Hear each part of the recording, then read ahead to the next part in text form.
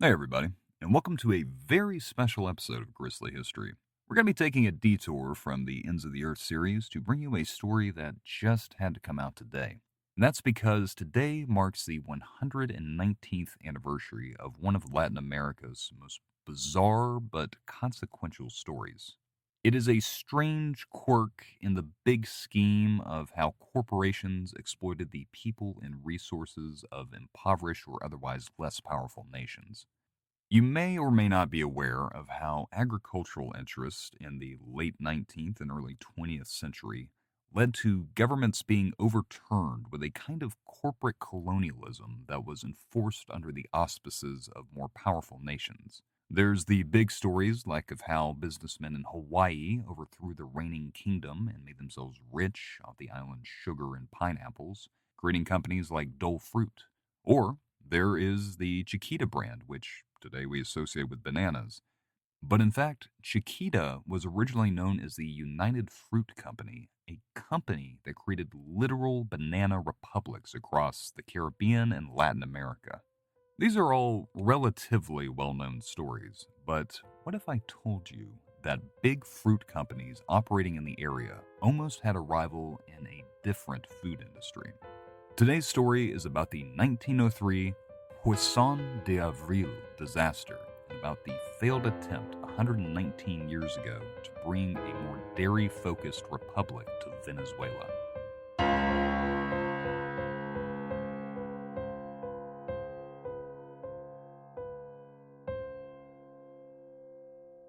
At the turn of the 20th century, the Venezuelan economy was in dire straits. The country had been in on again, off again civil wars for close to a decade, which saw periods of near anarchy, and the Venezuelan government was forced to take out increasingly steep loans. Many of these loans were issued by industrialists in Germany, France, Belgium, Spain, and Italy, who rebuilt and expanded the infrastructure in the struggling nation. As internal conflicts raged on, Venezuela began defaulting on loans en masse. So much so that in 1901, strongman President Castro Ruiz refused to honor Venezuela's foreign debts.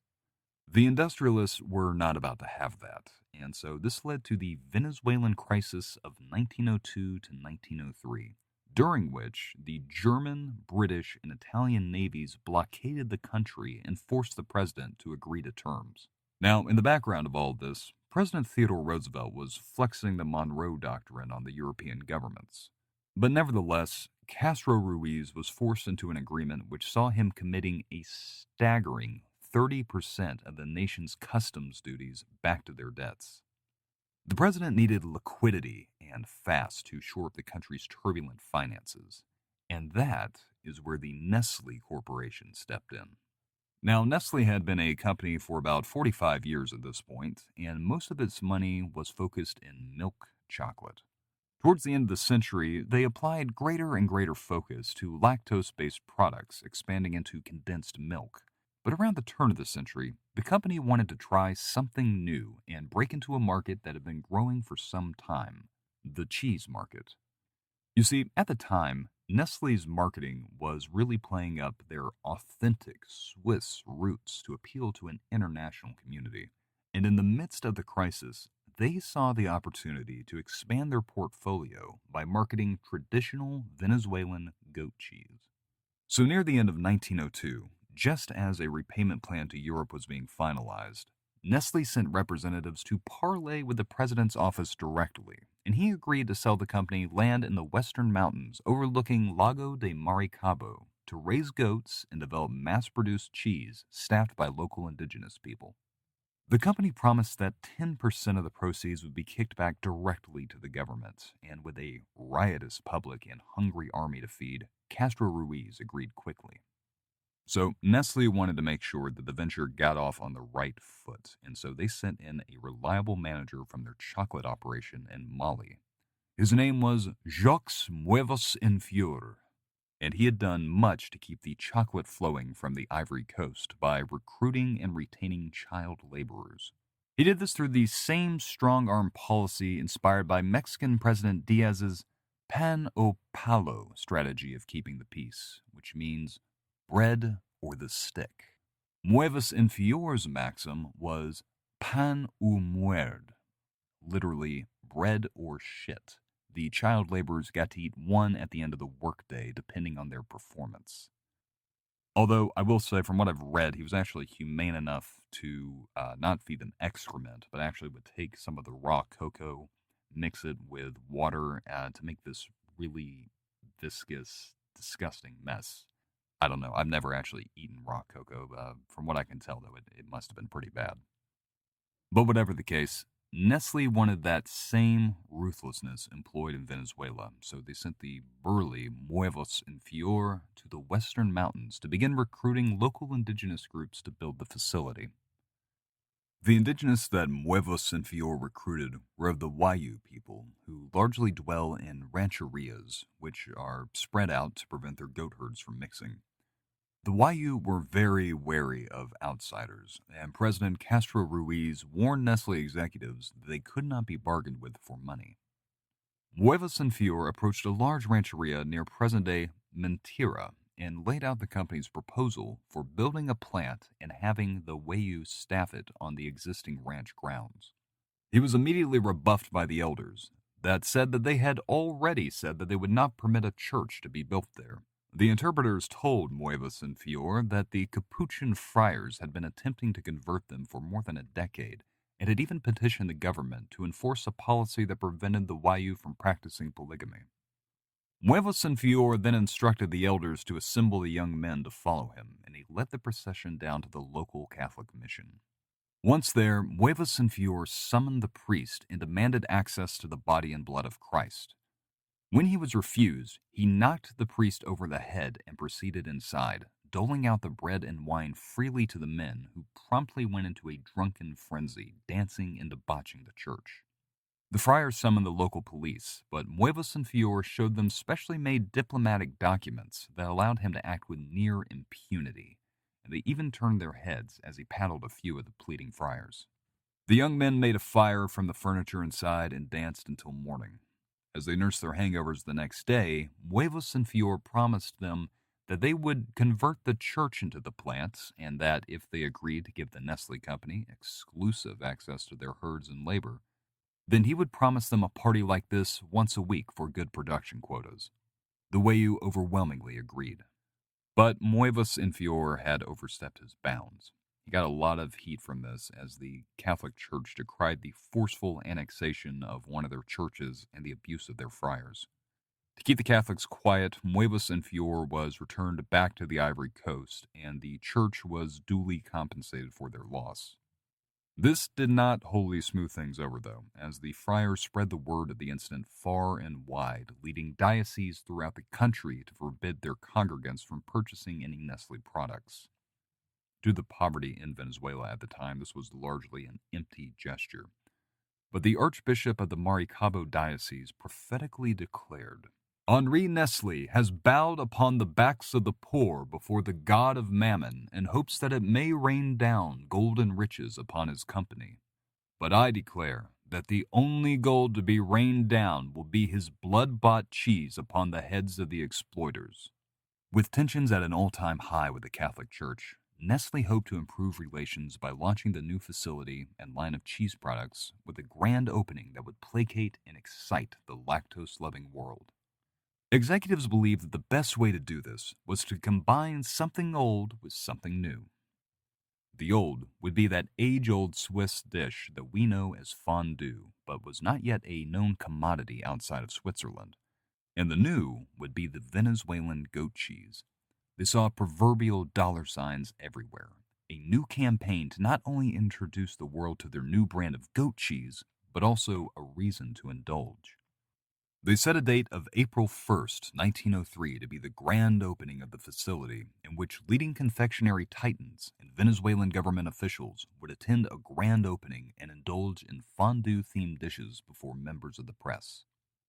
It was already January at this point, and production had to be ramped up quickly to meet the big deadline. Nestle brought on a new supervisor to oversee the construction and first phase of development.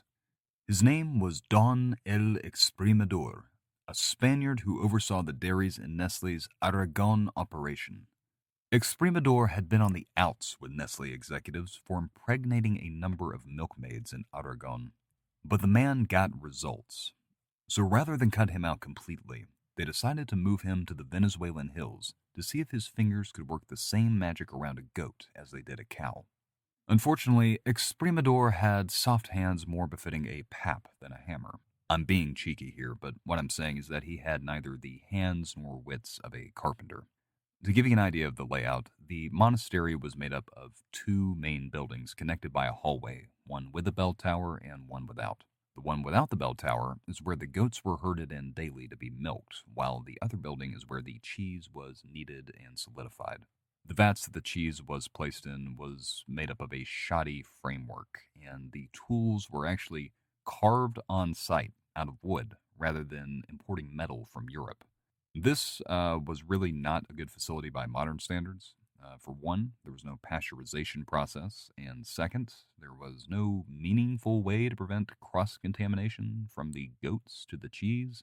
Gonna let your imagination work with that one. But nevertheless, Exprimador kept the men and women separate, with the women doing the milking and the men doing the kneading. Now, ostensibly, he did this to keep them from fraternizing, but he also did this because he took an interest in the Wayu's polygamous lifestyle. With the men separated, he pursued a number of their women in hopes of making them his on-again, off-again lovers. This didn't go unnoticed by the men, but there was little they could do about it, as they were now wholly dependent on the Nestle Corporation for food and other essential supplies.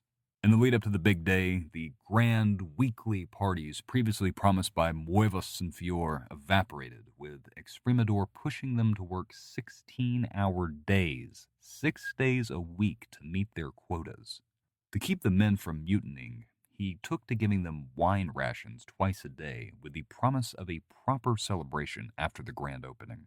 He told them that this was the European way, saying, "En la corporación Nestlé ordenemos duro y jugamos duro," or, "At the Nestle Corporation, we milk hard and play hard."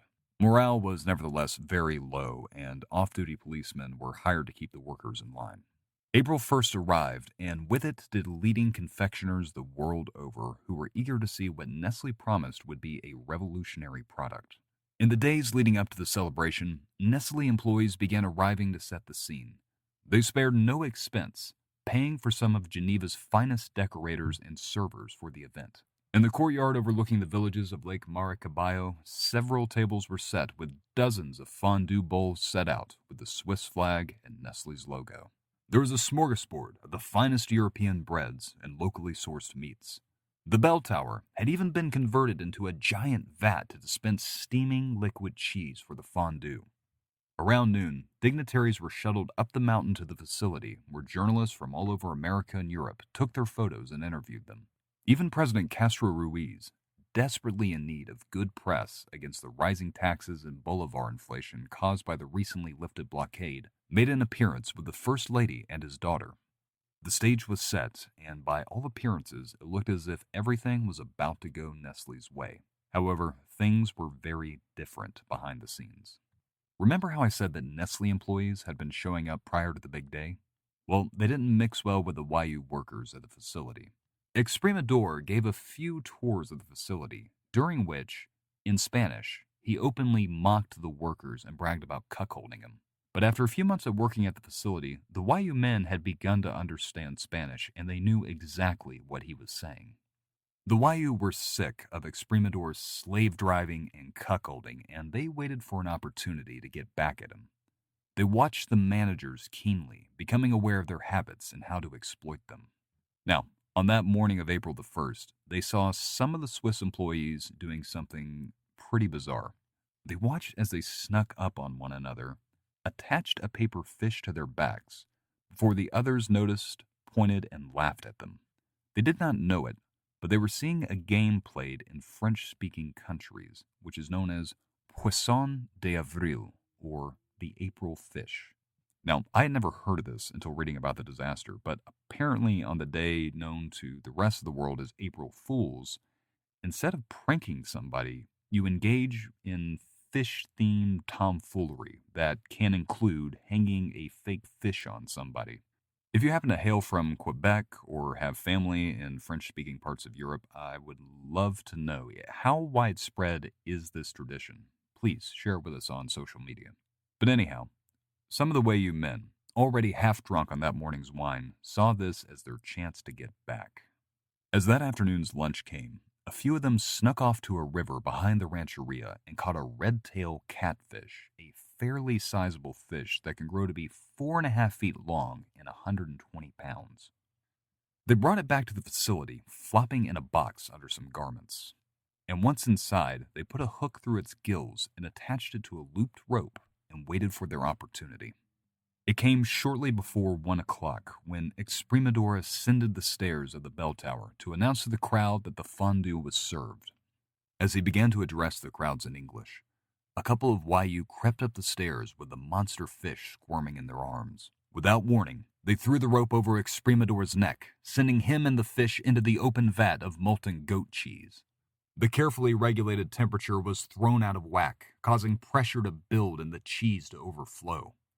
Unfortunately, few of the attendees understood Exprimador's words as he screamed in anguish from the third-degree burns covering his body. If they had, they may have had time to evacuate. As they sat at their tables, looking quizzically at one another, the intercom picked up Exprimador's final screams.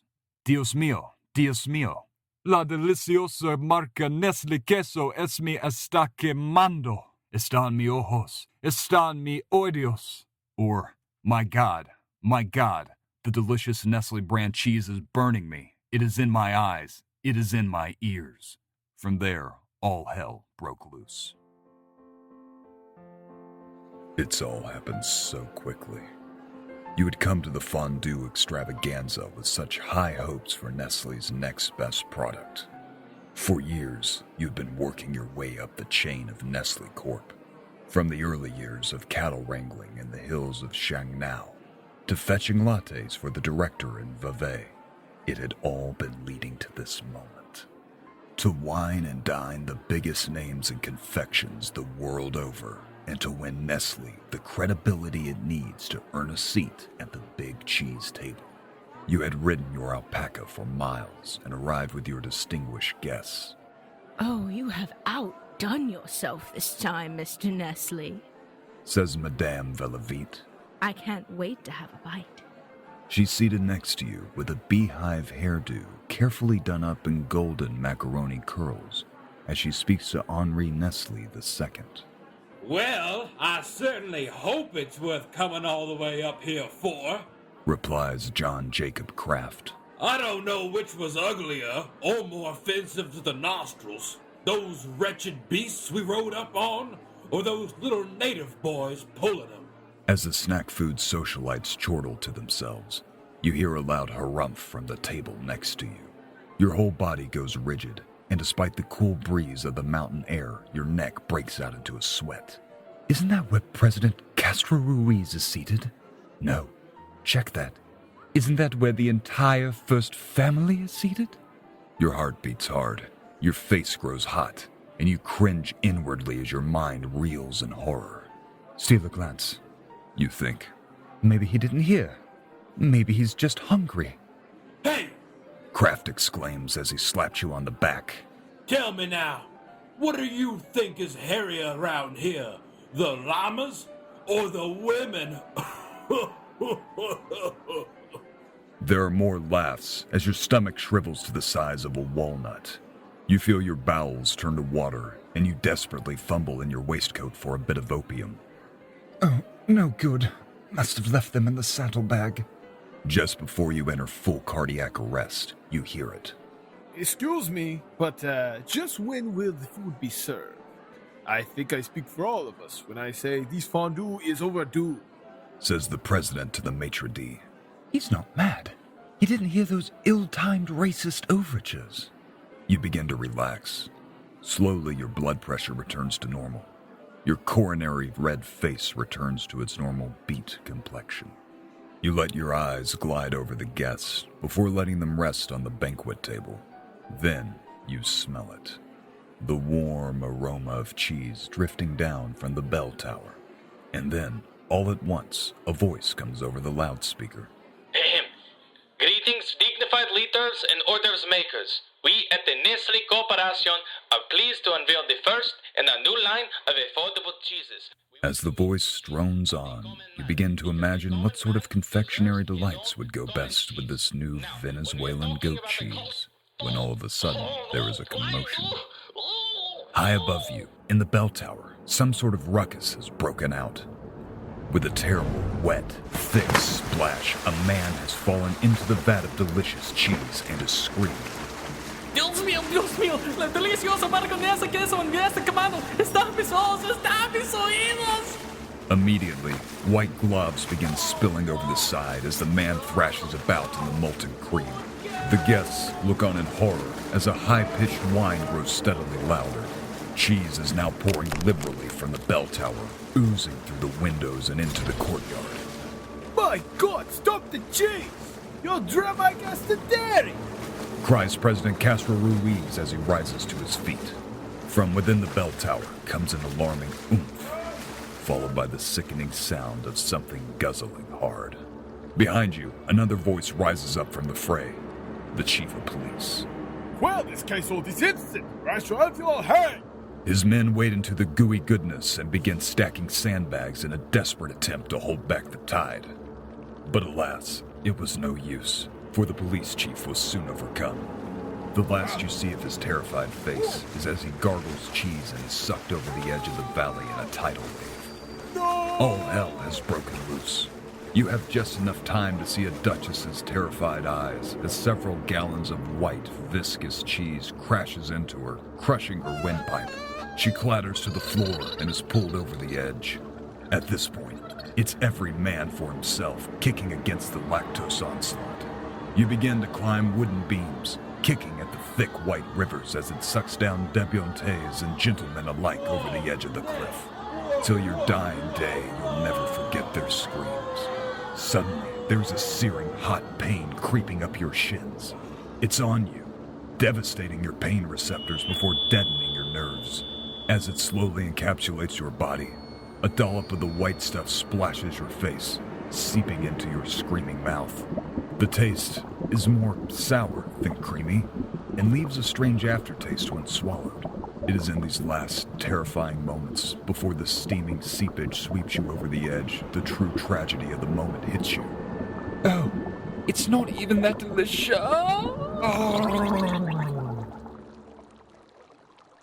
All right, in case it isn't abundantly clear at this point, this was not a true story. Being stuck in the Arctic for the last 6 months has made us all go a little stir-crazy here at Grisly HQ, and we wanted to let off some creative steam. Look, I really hope this hasn't turned any of you away, as we are still committed to doing serious history on the show, but, sometimes you just need a break from the seriousness. Anyhow, on that note, we will be producing a variety of bonus content, some funny like this, some more serious, over on Grisly History Patreon. And by the way, if you're not already subscribed to us on TikTok, Instagram, and YouTube, head on over and check out some of the short-form content we're doing over there. So, if you are interested in some of that bonus content, head on over to Patreon, where we still have a few of those stickers with our logo on it for the first 10 subscribers, so go ahead and subscribe before supplies run out. Anyhow, as always, this has been Grisly History, hosted by me, Graham Parker, and produced by Michael Ruiz. Not as always, we have had a bit of help from our friends creating the POV portion of this episode, notably from longtime friend of the podcast, Nathan Ragland. Nathan has a podcast of his own called the Postmodern Art Podcast, in which he conducts in-depth interviews with a variety of artists. You can find his show under the moniker Postmodern Art Podcast on YouTube or anywhere where you get your podcast. Also, special thanks to Tristen Webb, who actually gave us the idea to do an April Fool's Day episode. Tristen is a co-host on Setting the Skeen, a podcast where he and a few friends talk about movies. Some popular, some not so popular. I was actually on an episode where we watched Highlander. But anyway, if you want to listen to some jerks talk about movies, go check them out on Setting the Skeen, and that is spelled S-K-E-N-E. Special thanks also goes out to my lovely wife, Nia, for all the fun we had recording screaming and gargling this episode. We are definitely going to have her back on if we do something like this again. Grisly History will be back with our main episode soon and premium content over on Patreon. Until next time, though, stay grisly.